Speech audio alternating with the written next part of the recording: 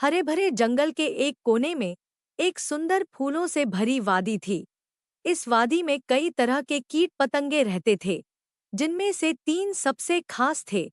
एक मेहनती मधुमक्खी जिसका नाम बिंदु था, एक खुशमिजाज तितली जिसका नाम तारा था, और एक संगीत प्रेमी टिड्डा जिसका नाम मोंटी था। एक दिन बिंदु सुबह सुबह अपने छत्ते से निकलकर फूलों का रस इकट्ठा करने चली गई।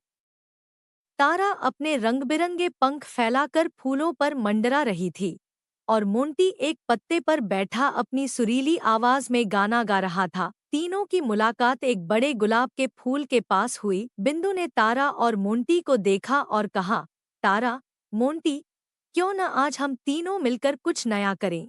मैंने सुना है कि इस वादी के पार एक रहस्यमय बगीचा है, जहाँ के फूल बहुत ही अनोखे और मीठे होते हैं।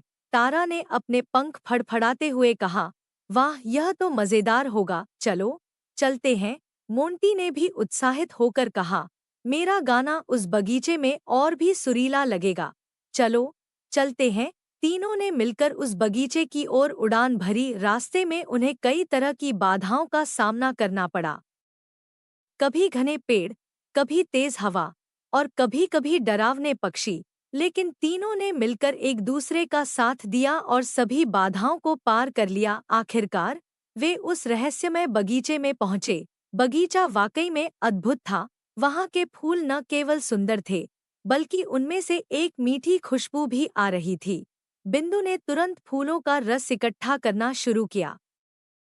तारा ने फूलों पर मंडराते हुए अपने पंखों का जादू बिखेरा, और मोंटी ने अपनी सुरीली आवाज में गाना शुरू कर दिया। लेकिन तभी एक बड़ी मकड़ी ने उन पर हमला कर दिया। मकड़ी ने सोचा कि वह इन छोटे कीटों को आसानी से पकड़ लेगी।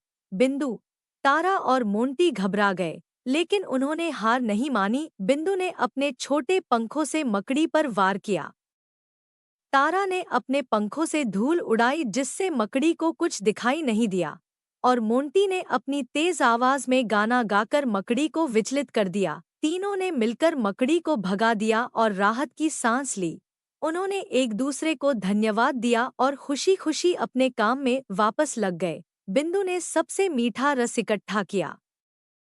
तारा ने अपने पंखों से फूलों का पराग फैलाया, और मोंटी ने अपनी सुरीली आवाज से पूरे बगीचे को मंत्रमुग्ध कर दिया। शाम होने पर तीनों वापस अपने घर लौटे।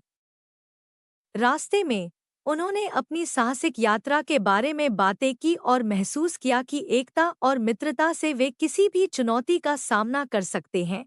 बिंदु, तारा और मोंटी ने अपनी इस यात्रा से न केवल अनोखा अनुभव प्राप्त किया, बल्कि एक दूसरे के प्रति सम्मान और प्यार भी बढ़ाया। इस प्रकार तीनों मित्रों ने यह साबित किया कि जब हम मिलकर काम करते हैं, तो कोई भी मुश्किल हमें रोक नहीं सकती।